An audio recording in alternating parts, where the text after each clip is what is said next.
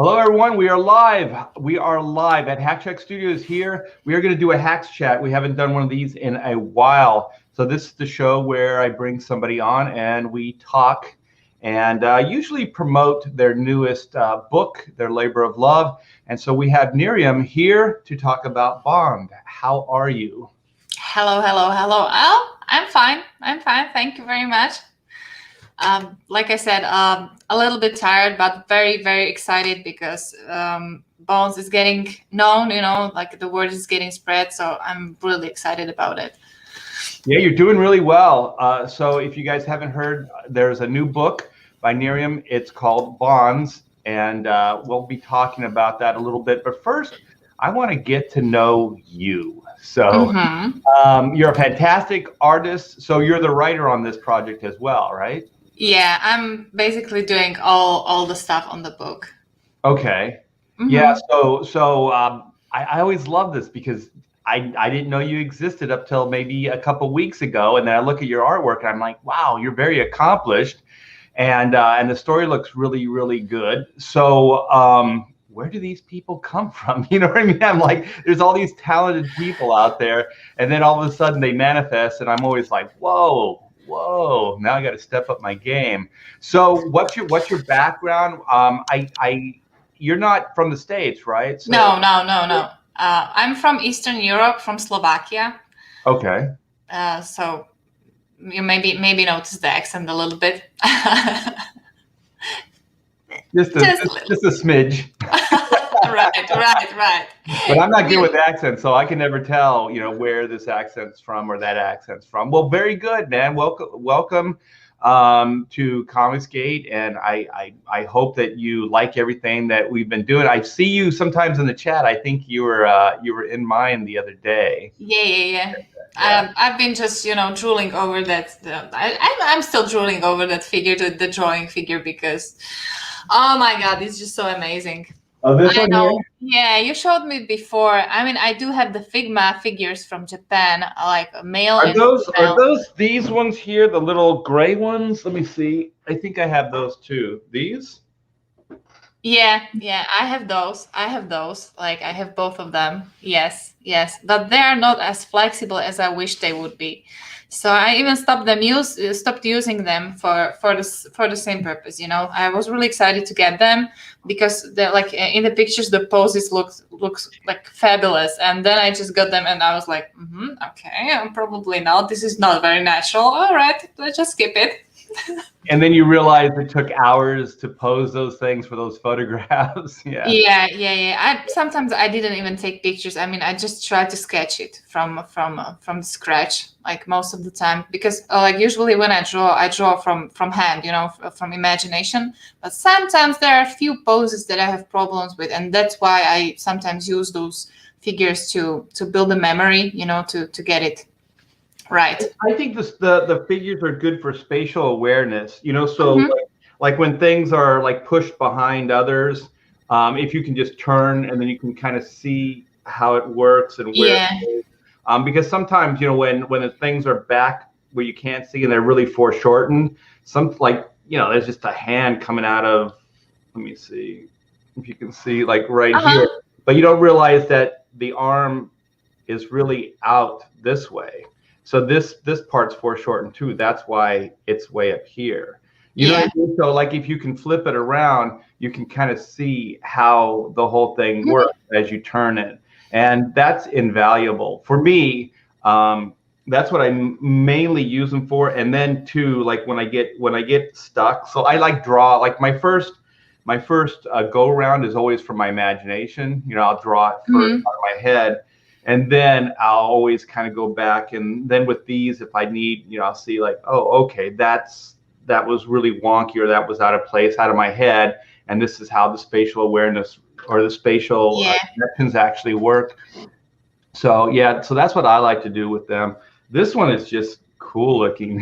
I know. I just know. I mean, I've been talking about the figure with my friends, and I just told them like that has joints even in places where like normally you don't have joints, but that it makes it so flexible. It's just so amazing. Right, right. I want to get one of those. Have you seen them? They're just hands. They're articulated hands. Yes, yes, I've seen those. Those are amazing, and I think I've seen even some animals like I think horses I've seen, and maybe dogs. So yeah, I'm probably gonna get those as well. So. Yeah, I'm probably gonna get one of those hands, and so you can. But the thing is, we have hands. Yes. But when you're drawing, it's always your left hand that you're drawing, and so you can't always make it work. But what you can do is like when you draw like a left hand on the paper and then you put it against the light, you flip the paper, you get the right hand. So yeah. So are you drawing digitally or are you drawing traditionally?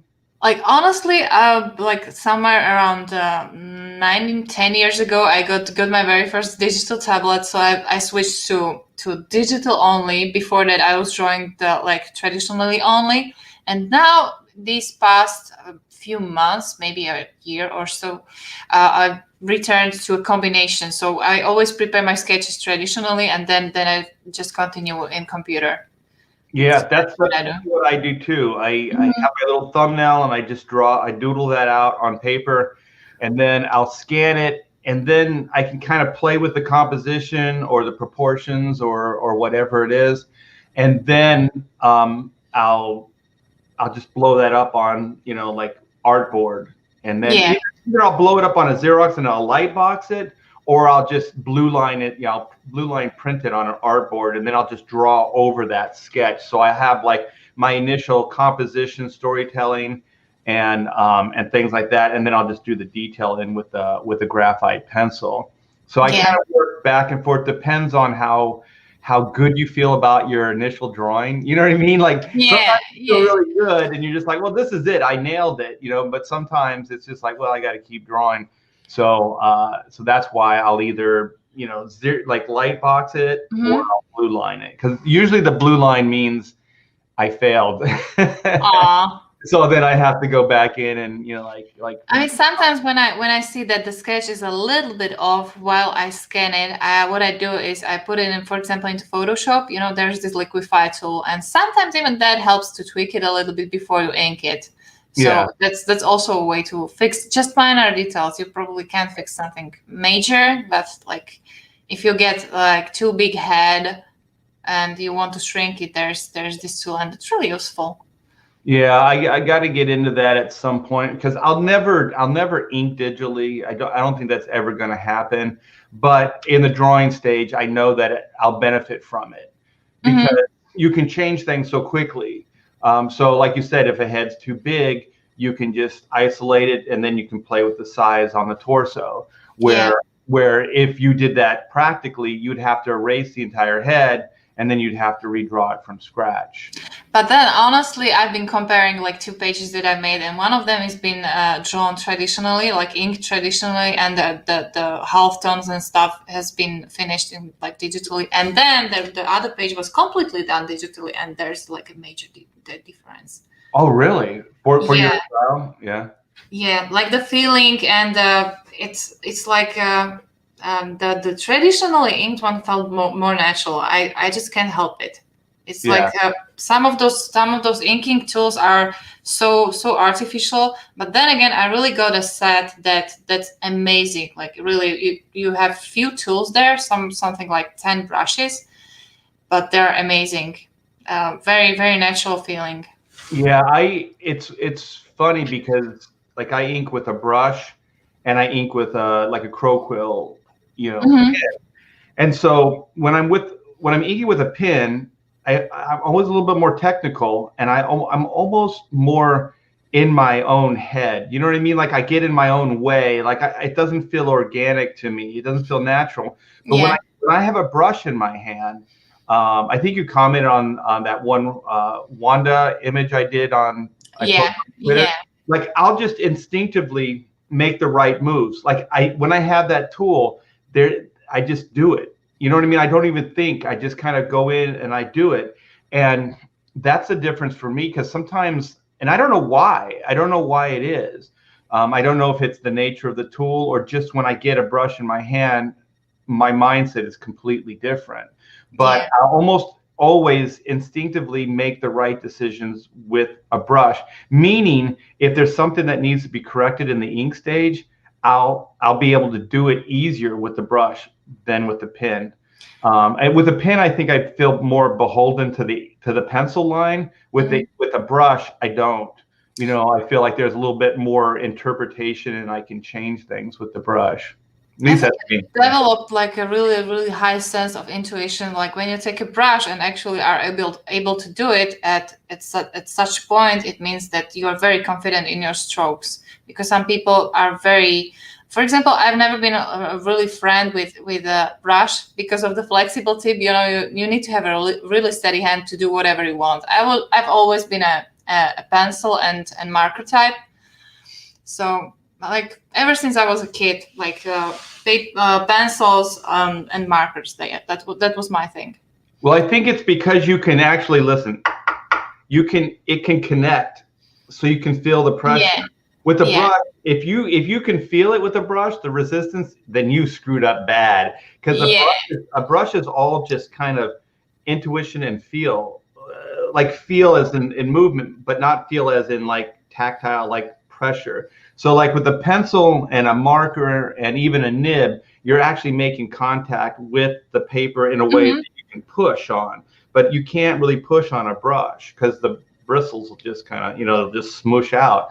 So you kind of have to, it's more in, I don't know what it is, but you really, when I teach inking, I always say like with a brush, you have to be on it all the time. Like you have to be kind of one with the tool. I know it sounds weird, but you have to be one with the tool all the time because it can get away from you. The tool can just do whatever it's going to do. Yeah, so I know that.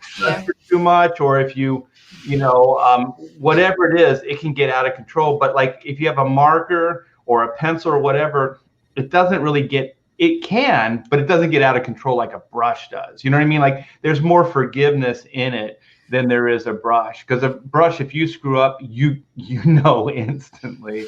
You know what I mean? Because that line is just going to be a mess. But with a pen, it's a little different. And then a pencil, the nature of a pencil is to be erased. So, it's, making mistakes with pencil is kind of goes along with the territory. But I kind of did kind of started to. Hold on, let me share this. Yeah, that's not really like an expensive one, just a really. Oh yeah, I think I've tried that in the past. Is that the Japanese ink? I think yes. I mean, I bought it because I knew that when I'm going to do like traditional pieces, there's going to be like larger areas that I'll need to like black, and so I decided to try the brushes actually, and I don't know if it's the thing that I got really sensitive with the drawing tablet, that you need to control the pressure of the pen, or maybe that I draw every day, but even my hand got a little steadier. So I can handle the brushes a little bit easier, or maybe I'm more patient. I don't really know. Well, it's probably confidence. I mean, the more you do, the better you get. And the thing that I have noticed about the tablets and different technologies is there is built into the program something that helps you create steadiness. Like there's a crutch built into that program where like if you do the stroke, even if there's little hesitations, you don't see them like you do. Oh, you mean stabilization? Yeah, that's probably the word. Like, it stabilizes the line. So, but the problem with the stabilizing the line is then everybody's allowed to kind of make that same line because it's part of the program. But if you ink, traditionally, you don't have that. So every little hesitation, every little flaw or whatever becomes character and personality to the line, which I actually like because it's not always what we do right. It's kind of like what defines us as things like little flaws, those little character things that you bring to the work. And I find that sometimes there are people that do great digital work. Don't get me wrong. I mean, there are people that just blow me away.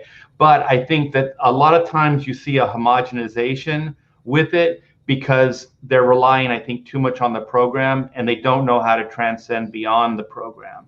So then everything kind of looks cookie cutter, and that's the problem I see with the technology. But like I said, there's some people that do some amazing stuff that I would swear was done traditionally, but it wasn't. So there are people that have figured it out. So I've been ignoring the chat. I'm going to go say hi to everybody. Good morning. Good morning, Leg Kick One. How are you? We got Matt Cisco. Sup. We got Victor Thomas. I love your name, Victor. It sounds like you're royalty. Victor Thomas. Victorious. Yes. And then we have Black Rose Comics. How are you? Hey, David. Oh, you know this person. Oh, yeah, I do. Cool. He's the same geek for manga as I am. Oh, okay. And I can never say this guy's name. Androtas. I don't know. Say it. Good morning, my people. Ooh, my people. Ownership. Hey. And hello, Art and Katie. Oh, this person knows your my real name. Yeah, maybe because I hang around Red Gaze, Vinny Tardamella, and these guys, and we just, we're friends, and we address each other by names. So and like, what's the point? Like, if you want to call me NyRiam, you call me NyRiam. If you want to call me Katie, it's really okay. It's not a secret. It's not a secret. We're not outing you. I like them. I like either name. So, you want to talk about maybe your process a little bit, and then we can show your Indiegogo? You mean like how I started with the project itself? Yeah, like your drawing process, like how you storytell, how you get into laying out your pages, things like that. I always like to get a little bit more in depth, on these hacks chats, like more, what makes the artist tick, kind of thing. I don't know. I'm very, like I said, I'm kind of very heavily relying on intuition. I don't know how or why it happens, but it happens. It's just, it flows. It just flows really, really naturally. Like when I started drawing this comic, it's actually my very first comic. Like before that, I've been doing some, for example, concept art or character designs and stuff like that for anime characters or manga characters, but like I've looked into how to draw comics a little, but I've been reading manga a lot, and I don't know, maybe it just got in kind of naturally. I don't really know about the layout. I'm talking about the layout. But when it comes to process itself, like I start with pencils all the time, and since I have a day job, I'm a teacher as well. Sometimes I have free time, that I have like 5 minutes off or something like that. I take a pencil and sketch something, because usually when I walk to work and out of the work, I get like crazy ideas for what's going to happen in the comic itself. And that's when I need to draw it, for the actual chapter, because the story is divided in chapters. And then I just take it home like a pile of papers, scan it, and just put it into pages, into panels where I need it, and just ink it. And that's what I did for book number 2. But book number 1, I'm sorry. But book number 2, I got smarter, and I even started to do the complete story. I decided to do the thumbnails for book number 2. So there are like 72 thumbnails already done. Very good. Yeah, those are traditional thumbnails too. Those are small. Oh yeah. Oh, very nice. Wow, you draw really well that small. That's pretty. I really needed to make sure, because what I was having a problem with the actual book number 1 was I really focused on the art and forgot about the text. And then when it was all nice and needy, I was happy about it, and suddenly I was like, okay, and I need to put a bubble there about this size and where I'm gonna put it. So yeah, and that kind of messed up the whole composition. And so that's why I decided to do book number 2 a little bit different. So when I did Chrono Mechanics, it was kind of a stream of consciousness. So I just drew it. I'm a big Mobius fan, so I liked the way he did Airtight Garage, where it was just kind of a stream of consciousness. So you do a scene and then see how the next scene and so on and so forth would all connect. With the first Chrono, I did have a destination, so I had a beginning, middle, and end, but it was how I got there, which was just a stream of consciousness. And I kind of got into similar problems with, like, well, there isn't a scene that explains this. You know what I mean? There isn't a scene that explains this other thing. So then what you find is, like, you like have to multi-purpose a panel. So you have like what you intended as far as the action, but then you now have an information dump. You have to have them explain like how this thing works or whatever. So it really does get tricky. And so, you know, I have worked similar to the way you're talking about, where you just kind of do it. You're enthusiastic and you just kind of want to get in and you start drawing. And then, you know, you realize that you've kind of got yourself into some problems. And then also you kind of fall in love with your compositions, and then you realize you have to change the composition because now you have to have a word balloon here or there or wherever it is. And so now, like with black and white, I'm laying out black and white volume 2. So, you know, these are just like scribbles. They're not quite as good as yours. Wait, but you can kind of, whatever works for you. Yeah. So mine are a little sketchier. Let me see this one here. The light in this room is horrible. It's kind of. Just try to angle it a little bit. Yeah, I think you take it out of the plastic. But here's kind of an example. You son of a gun, you. Yeah. Just angle it from below a little bit. Yeah, I can see it. So I try to do it that way. And then what I've noticed when I'm working is in this stage, as I'm progressing, I'm like, the same problem. Well, I didn't explain this properly, or I didn't explain that properly.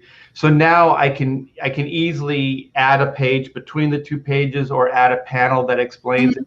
In this stage, it's a lot easier. So I guess it's just I'm really not a trained writer. So also I have dyslexia, so it's hard for me to just kind of sit and write, you know, like just words.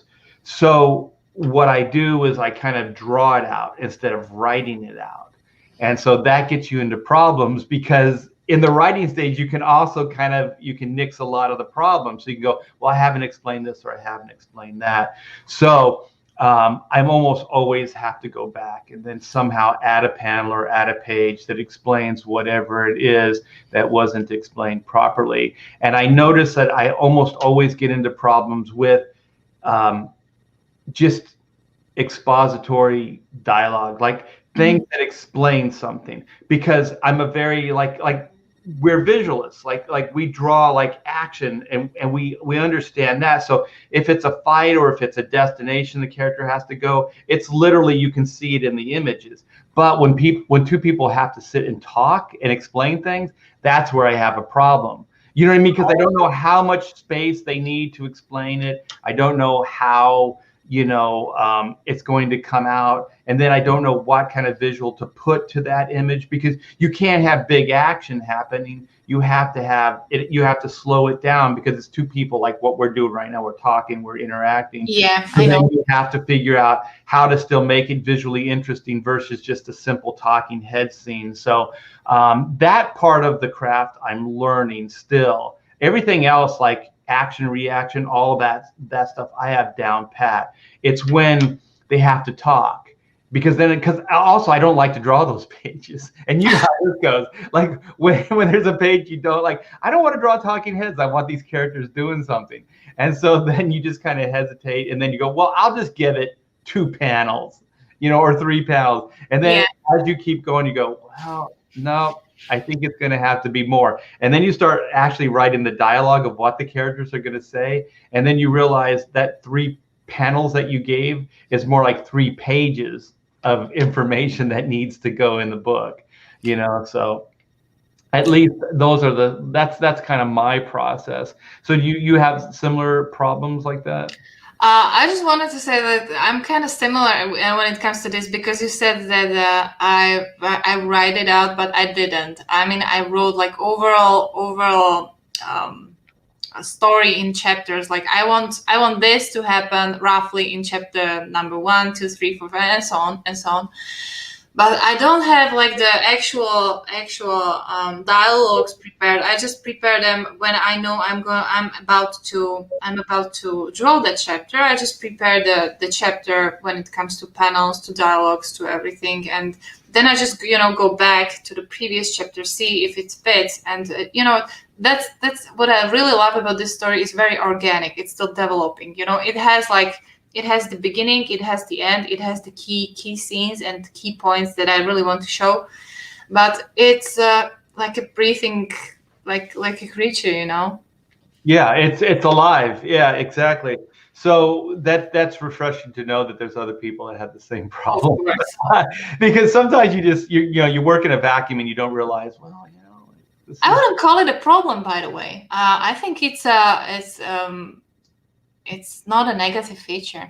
yeah, but it becomes a problem. Hold on, when you have stacks of layouts that you've done that you can't use. You know what I mean? Like, so, that's like hours of time, Yeah. that you go into that, and time is money. So I always feel like, I've always felt like with my career, I didn't have time to be too indulgent. So I usually had to use the first draft. And maybe if I got a little indulgent, I would use the second, I'd keep going with it just because of time. Because when you're working for like Marvel or DC, usually, ideally, they give you a month to do a book, like 4 weeks. But a lot of times, the schedule get whittled down to like 3 weeks or 2 weeks to do an entire 22-page story. So sometimes, well, most of the time, there isn't the time to. Honestly, I think it's doable. I think it's doable because now that you mentioned that it's 22 pages per month, I did 72 pages under 4 months with the daily job. Oh, geez. Well, you're better than I am. Because no. That's what I wanted to tell you. You do the things traditionally. That's a huge time eater. That's where I know that digital. Somebody likes digital, somebody doesn't. But for me, digital stuff is a lifesaver when it comes to. It's a time saver. I'll say it. I say it like that. yeah. It saves a lot of time. Schedule, like with what I'm talking about, it's also a schedule that's dictated to you, because you might actually think you have 4 weeks, but you might only have 2, and that gets sprung on you, pretty much last minute. Yeah. It's like, well, now can you get it done in 3 weeks instead of 4, or now can you get it done in 2 weeks instead of 3? Like things like that happen. So yeah, but where I was going with it is working on your own books, like what we're doing. You can have you can give yourself the time to go into those directions. And if there's an idea that you want, then it might, because not everything comes to you crystal clear. Sometimes you have just like an abstract of what it is that you want to do with the story. So it's not that clear, but sometimes other things are. So what I try to do, and I don't know if you do this, is like when there's an idea that it isn't quite there, I'll work on the other parts of the story. And then I give that time to, come back later and then see. And the subconscious always, for me, ends up filling those gaps. So I don't even know that I've worked out that series of problems.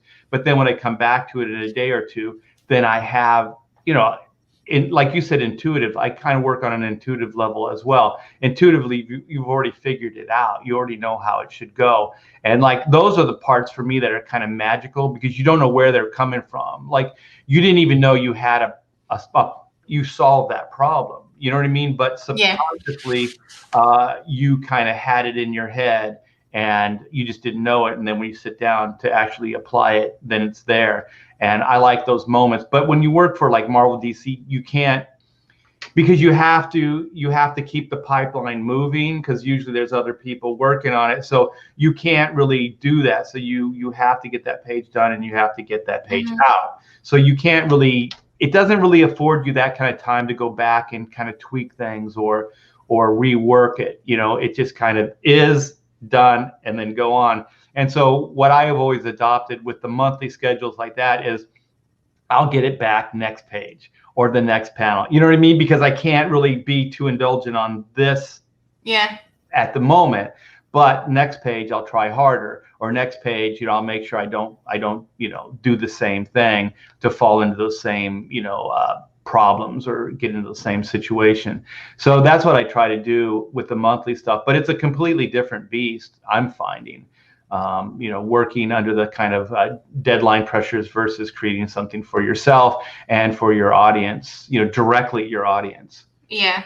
I mean, when I was working, for me, it was a little bit of cinematic approach, because whenever I was trying to draw something like a scene or a part of the story, I already had that scene like working in my mind like a movie, So all I had to do is to put it on a paper in specific panels, in specific poses, not to make it like talking heads, just like you mentioned. And I think that's a big difference between the comics you are making, because you're doing the Western style comics, and I think the style where you draw that is a little bit different from manga, because mangas are more benevolent when it comes to adding tons of details to make it even more like a fancy storyboard, put it like that, if you want. So maybe that's a little forgiving. It's a little more work, maybe, but it's definitely more forgiving when it comes to all that effort, because sometimes when you want to add some kind of detail, you don't need to bother, for example, to add the actual background to it. You just add the detail to add the mood to the story, and that's also something that saves time to. Well, manga is based on like the animation, so it is a little bit more of a simple style, or I mean, some of it can be like, I like Battle Angel Alita, because I those are brush strokes like that. There's like a lot of expression in that, like Lone Wolf and Cub. Like I like stuff like that because there is a lot of detail. But a lot of the manga stuff it's a derivative, like a comic book version of like the cartoon. So it's already kind of it's more simple in design and in delivery than like Western comics too. Western comics are usually rendered a little bit more, like European comics, like the French comics and stuff. That stuff's usually rendered, pretty crazy too. I mean, I decided not to go full manga. I'm a manga fan. That's true. But when I started to do this project, I really wanted to go as real as possible. And actually, by some time, I deviated back a little to the style that I adapted for years. But I think I still kept it like not really simple, but more realistic. Oh no, yeah, I didn't mean to compare you. No. Yeah. Your stuff is amazing. Like yeah, it's very much its own thing. I mean, you can kind of see where the influences are, but I mean, it's your style. So yeah, I really like what you're doing, and even there is like this nice kinetic energy, which we're going to show now. So I'm gonna screen share, and then we'll go, and then we can talk about your new campaign here, if I can do all this right, which I hope I can. So here we are. So this is Bonds the Drive. What is this? Challenging long-standing tradition is that Lena is determined to become the next pack alpha. So this has been going for 5 days now. Is that right? Is a 30-day campaign? Oh, yeah. So 25 days left. You're at 4,290, which is great. And we reached our first stretch goal. And you got 81 backers, so this is great. So let's, is it okay if I play the video? Of course, yes. Okay, let's do this.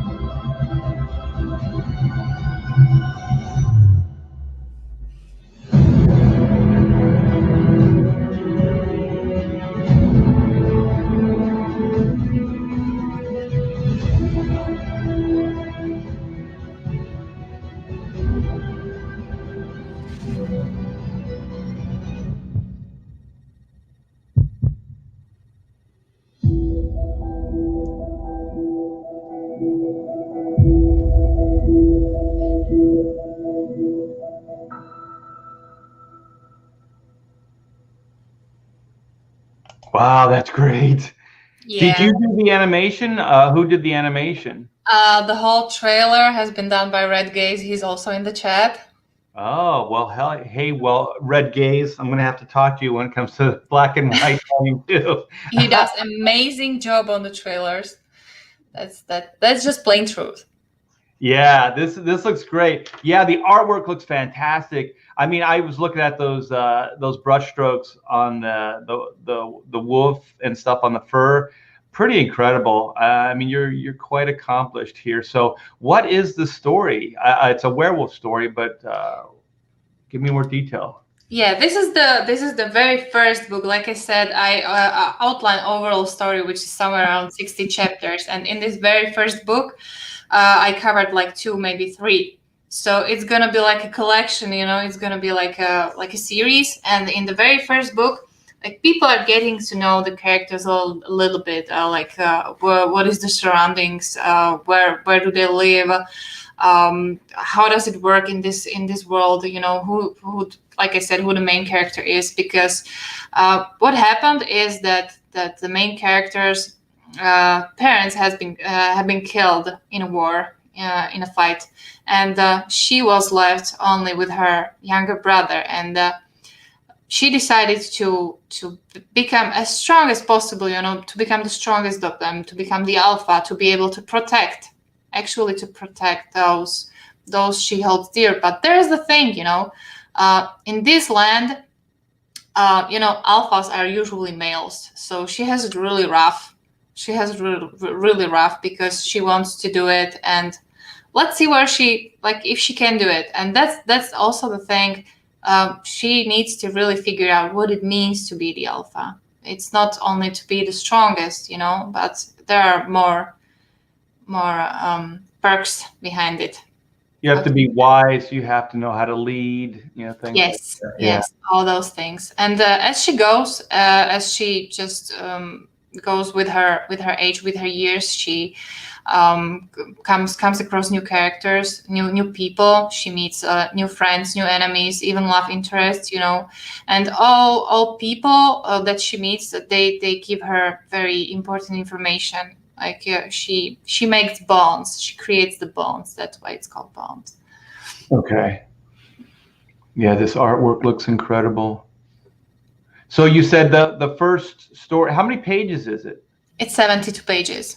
So the first 72 pages are the first 3 chapters of the story? Yeah, like something like that, pretty much.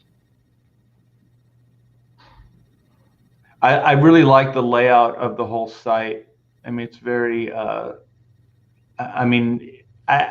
always want to do this, but you have to have so much pre-planning to get this all to format, the Indiegogo site and everything, because you have to pretty much load this up as one thing, right? Like, because it's all. I think I used 4 panels to upload it. Red helped me with this, but we used like 4 panels to do the whole thing. Okay. Oh, it breaks here. Okay. Yeah. Yes, pretty much. Yeah. Okay. Yeah, but this, you guys don't know. This is pretty tricky stuff, what you guys did here. So you have bios on all the characters. Very cool. We have some of the interior pages. There's your main characters. So what you get, sweet 72 pages of killer story and art. Here's some more. So is it going to be in color or is it going to be black and white? Yeah, I decided to go with black and white because I'm a really sucker for dramatic lighting, and I could express that in black and white the most. And I really like, the manga is black and white medium most of the time. So that's what I chose for it. Yeah, I've always wanted to do that because also when you work in black and white, you're not reliant on color, so you end up doing extra stuff. Like there's a lot of gray tone here in your work and texture things, so you end up doing stuff like that because you kind of have to make it look complete. But also, if you did this and it was colored, with color over it, sometimes it doesn't work as well. Like it just becomes muddy or too heavy with color on it. Yeah. Yeah, and sometimes when you don't get the right tone with the colors right, it just ruins the overall mood of the picture. Yeah, yeah, and there's a brush you're using. It's like this texture, like on this guy that is in. That's a cross hatching. That's actually it's called a cross hatching tool, and I really love that one because it looks like your like traditional cross hatch. But it's really fine, right? So it's unless you get really close to it, you can't see because it's a pattern. Like there's a series of lines, like cross. Yes, yes. It kind of depends how big you get it. Right, but it's more of like a wallpaper. It doesn't conform like a traditional hatch like would round the shape. It's more of like a wallpaper, like an old like zipatone pattern, because they still use zipatone patterns, I think, in manga. Not really, not really. It's it's actually like a brush. There you have like a tool that's in a circular shapes with the lines, and you just draw with it, and it leaves the pattern. Right, but I'm just referring it or relating to like my old training where we had zipatone patterns. Like they still have zipatone, but you can use it with a brush. Like it's a program now, but it's kind of like I don't know how else to describe it, like a wallpaper kind of thing where you're kind of doing it with. I know you mean the half tones. You mean the yeah, tones. like the stuff like on her pants here and things like that. Yeah. It's kind of a texture pattern, but not necessarily like a traditional crosshatch. It is a crosshatch, but not like a traditional crosshatch. I know what you mean. Type of look. That is great. That's a great figure in the center there. So they're chanting alpha. Look at that. Very nice. Very nice. I like this this very subtle background image too behind her. Because you can. Oh, go ahead. I mean, those are the little perks that kind of save you when you're working, for example, digitally, because this is something that you can use in that program. It's a tool. Basically, it's a tool, and I find it really helpful at certain situations, because normally, like if you have been working like traditionally, you would be pulled to the fact, okay, now I need to add some background to it, and suddenly you figure out that the whole page is too stuffed, and sometimes you need like just like something like a mood, Yeah. there. Well, this background here, what I started experimenting with is like opacity as far as lines. So what I was doing with my just the line art is I was changing the opacity. Like say this was like a cityscape behind her.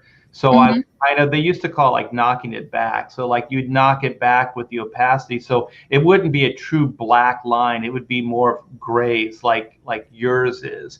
So then all of a sudden you have subtlety to the work that you didn't before. So you can really establish depth and things like that. And I remember I was doing that in the line art, and but I'm still working with a colorist, and he's like, you shouldn't be doing that stuff. And I'm like, why? He goes, because that's my job. And I go, well, it's I can do whatever I want with this, and I wanted it knocked back like that. So all you have to do is throw color over it. He goes, well, I can knock it back too. And I said, well, I saved you a step now, didn't I?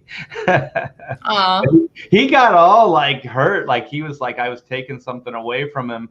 But for me, like when I'm doing work like this, I want to make it like as close to whatever my vision is, and with as much as much time as I have to devote to the piece, I like to put in. So if I have more time, and I can play with stuff like that, like knocking back like backgrounds and things like that, I'll do it. But he thought I was overstepping my boundaries, but I just felt like, well, it's still part of my job description, So what is this now? Will there be more? Okay, so this is getting into your serialized yes story. Yes, that's a life story I'm going to get out. Okay, so this book is 1 out of 10. So to get the whole story, there's going to be at least 10 individual books, right? Yes. Okay. All of them somewhere around 72 pages. Maybe if I'm bold enough with and confident enough with the later series and people like them, maybe I'll try to make it bigger. I don't know, but 72 sounds like a good idea. Also, when it comes to shipping. Right. So, are you going to crowdfund all 10 books? Is that what you're thinking? I would love to. Honestly, I didn't give it much of a thought to that point.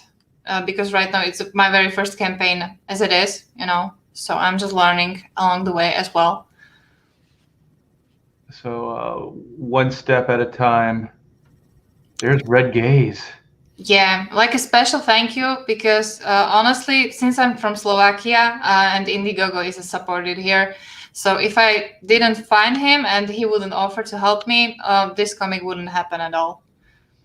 Yeah, who was it? It was Stefani Renee. Yes, and Celine Hernandez, and we are doing basically the same thing. Yeah, because he asked me if I could, like, I guess, sponsor or set up the Indiegogo page for him, and I felt bad because I just had so much that I had, my own stuff to do. Mm-hmm. I didn't have the time, so he eventually found, a way to do it. But I did feel really bad because, like you said, the Indiegogo page doesn't really support that. Which they do, they should work on that because they got quite an international market. They should be able to accommodate it. So what are these now? These are prints? The first one is a bookmark. We already got that. We already got past that. And then the second one is a trading card. But these are special because, as you mentioned before, there's going to be the 10 plus books. And since I have a really, really detailed developed ranking system among the werewolves in my story, with the first book, people are going to get alpha trading card. With the second book, they're going to get beta trading card. With the third book, they're going to get gamma trading card, And by the end of the last book, you're going to have like set of trading cards with full ranking system. Front is going to be like what rank it is, and the back is going to be the description, like what is the rank about, what are the abilities, what are the strengths, weaknesses, because each rank has something special that the other don't have. Okay, so then they are going to. That's the idea that the whole pack is going to be bonded against whatever evil. I take it that the pack or these werewolves are good, right? And they're kind of evil. Possibly, yeah.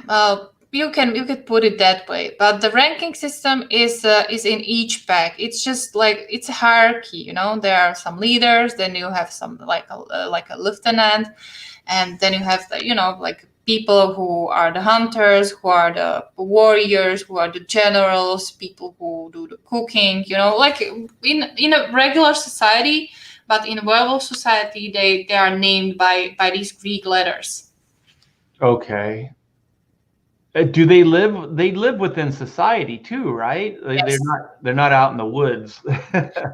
Pretty much, they build their own societies. That's they are not mixed within the human race. Okay.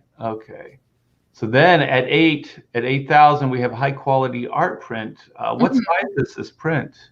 That's I think it's 7 to 8 to 10. But basically the same size, a little bit bigger than a US standard comic. So it gets into a package. Right. So I think they call, like, we were calling them mini prints. Yeah, mini print. Yeah, that's cool. So 10,000, we have high quality art print. So this is what size is this one? That's the same size. I decided to go with the same size. I'm sorry. Decided to go with same size, so the package, can go out like an easy. Yeah. It makes it easier. Then you don't have to fold the print or get bigger boxes and stuff like that. So it does make a big difference. That's one thing. Like advice, if you're doing prints, make them the same size as the box or the comic itself, because it does help in the shipping. So 13K, we got Mud Mad mini comic. So what is this? Birth of the Legend. Oh yeah, Madman mini comic is, as you notice, there are two panels on the right showing the younger brother of the main character, and he is a total sucker for comics. And even in the story itself, he's often called that he's reading comics himself. And his favorite story, his favorite series is called Madman. I just came out like out of the blue with those. And I'll say the name again. Red Gaze helped me to write out a little story for this, so it's gonna be a little adventurous type of a story, something like Indiana Jones type of a story. If we reach the 13K, the story is gonna be in the back of the book, so people will actually get to read what Jesse is reading in the story. Oh, you guys got to get this to 13K. This is awesome. I love stuff like this, because you get to delve into the world on a different level, So now you get to create, the comic book that he's reading. Yes, that's really cool. I like stuff like that. Open the locked door of the Wolf Den extra content. So you have kind of some plans even beyond the 13K, which is but that's a surprise so far. So let's see if we get there, and when we get there, I'm gonna update everyone. Yeah, I'm sure you will. You're hustling, and you're getting some good support from Comicsgate. And I mean, this book is selling itself. Look at the artwork. It's gorgeous. Yeah, it's really nice, and the story sounds very compelling. So I think people are going to dig it. Are you doing the lettering as well? Yes, and I do the combination. As you can see, for example, in this page it's digitally done, but it's like handwritten.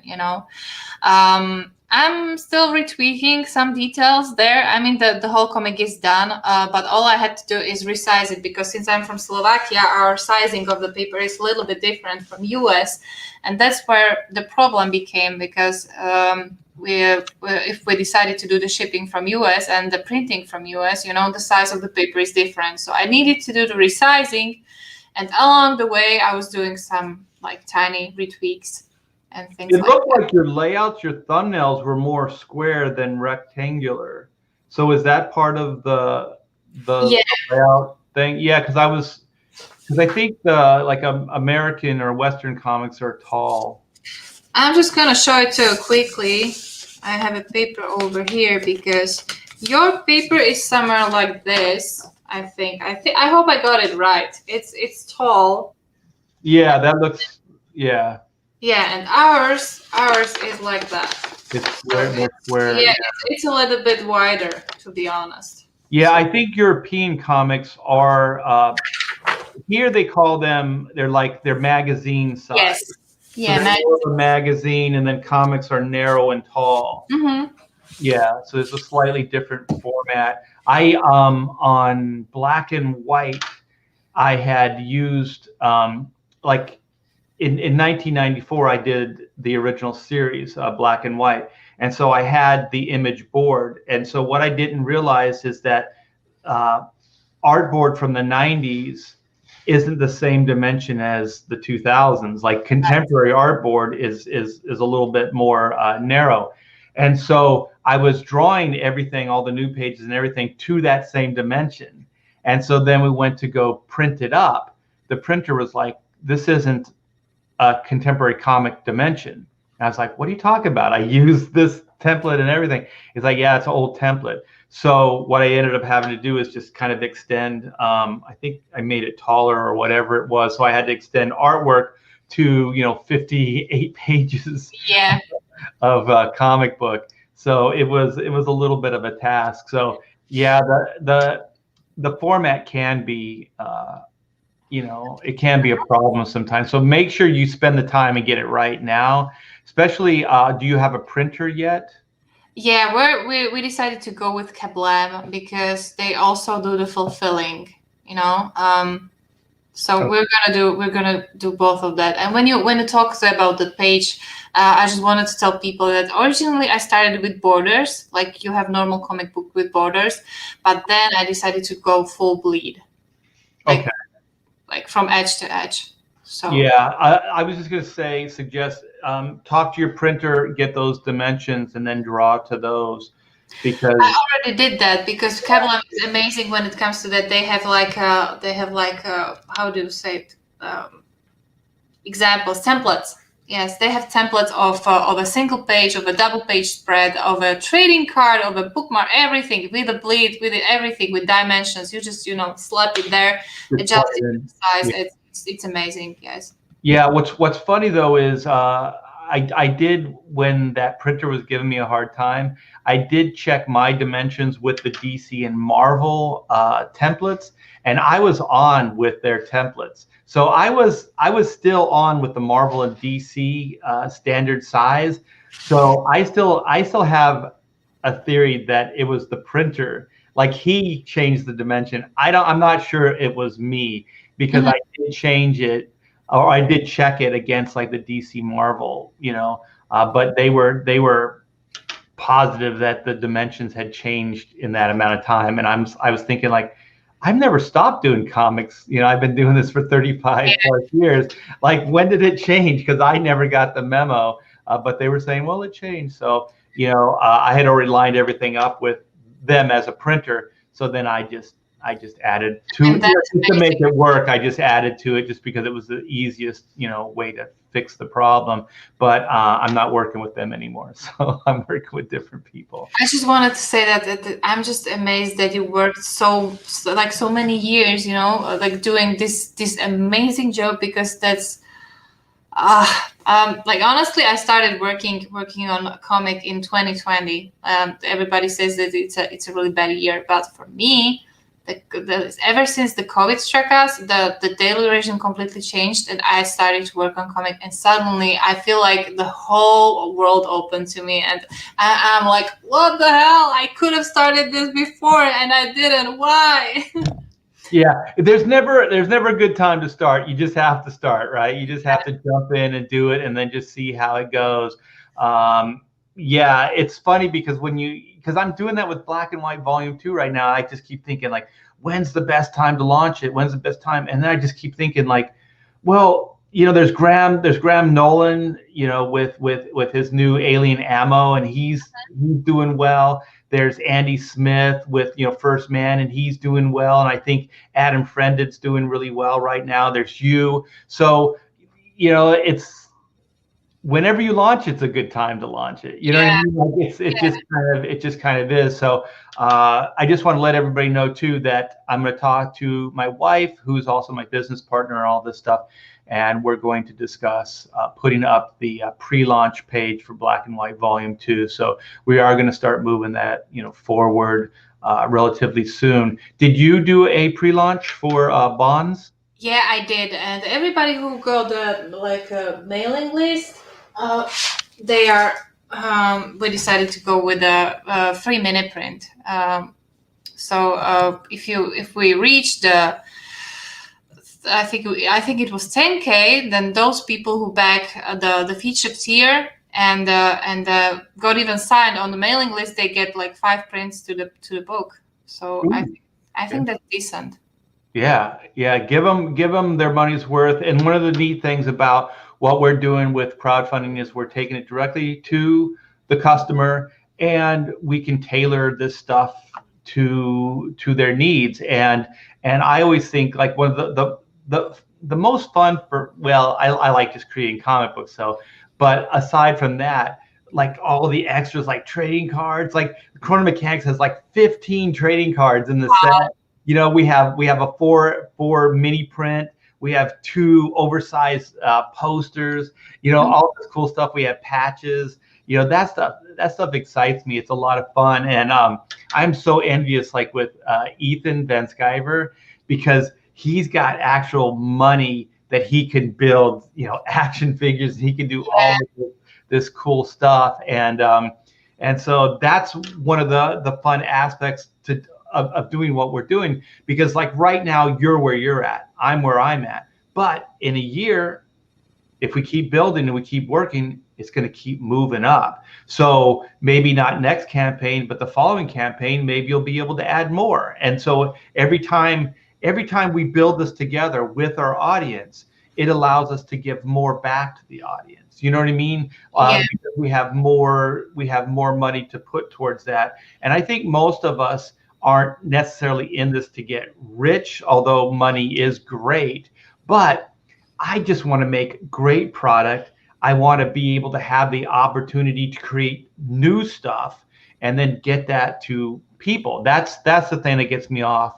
You know, the money is always good as long as I can pay my bills and things like that. Yes. A little extra scratch is never bad. But at this point, you know, I just want to put all that back into, you know, manufacturing stuff. Like, yeah, and when you get like a feedback from people who are saying that they love the story, you know, they love the artwork, that's even more satisfaction than paying your bills. That's just honest plain truth. Yes, I agree. And then it inspires you to keep moving forward.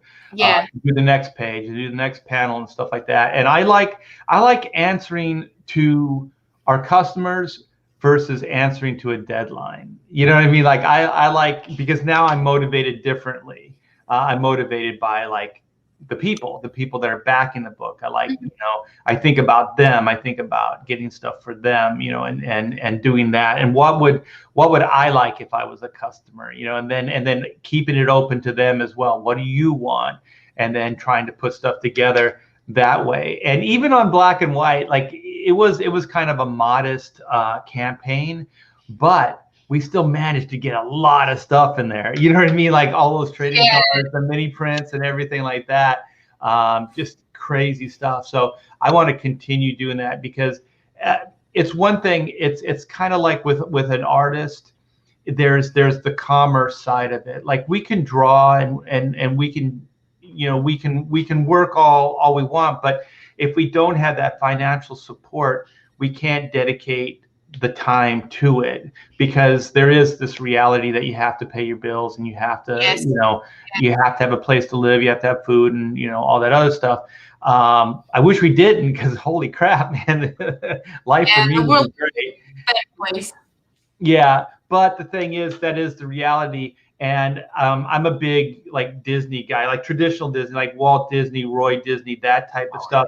And then you realize that it, like Walt gets all the credit, but there was a guy, Roy Disney, his brother, that manifested the money to pay for those dreams. And that's the key. Like, and that's why like what we're doing right now is so important, because you know, we're basically producing, or we're producers. And so we're going to investors and we're trying to get investment to build our Disneyland or to make our movie or whatever it is, you know. So there's always that reality that you have to have the funding to be able to build these things. And so, you know, that's part of what I'm still learning, because like all my career I've been, you know, hiding behind like the DC Marvel like name. So they promoted, they sold the product. I didn't. And so now like the difference is like you and I with our project, like with Bonds or with Black and White and Chrono Mechanics, we have to get out and we have to be the face, you know, and we have to sell it. So every time the camera's on, I turn on the charm. So pretty. So we should start winding down here. I appreciate your time, man. I had a blast talking to you. I hope everybody in the chat did as well. So do you have a parting shot, something you'd like to leave people with? I mean, like, I think you said basically everything. The Bonds is out there, and people can just, you know, even share it, like it, just spread the word. I will be thankful for everything like that. And I really had a great time over here. Like I'll say it honestly, I was a little bit nervous because, oh my God, I'm gonna have to talk to him, and he's such a great guy, such a big guy. Oh my God, I'm such an amateur, you know. And oh my God, so many experiences, so many new tips. Thank you very much. It's just wow. No. I'm impressed. Yeah, thank you for sharing your work with us and this labor of love, which is Bonds, The Drive. It's a great looking book. You guys, please go back it. And if you don't have the money right now, tweet it out, get on your social media and spread the word, because this is all guerrilla marketing. We rely on these things to, to promote and to get the word out. So please do so. The link for Bonds is in the description. So check that out. Click on that. I should have mentioned that earlier. Go back that book. And also Chrono Mechanics is still in demand. We've been getting a little traction lately, so thank you guys. And if you back today, within the week or so, you will get your book. So the book is done, so it can go out, ASAP. So thanks again, you guys. Take care, and I'll see you soon.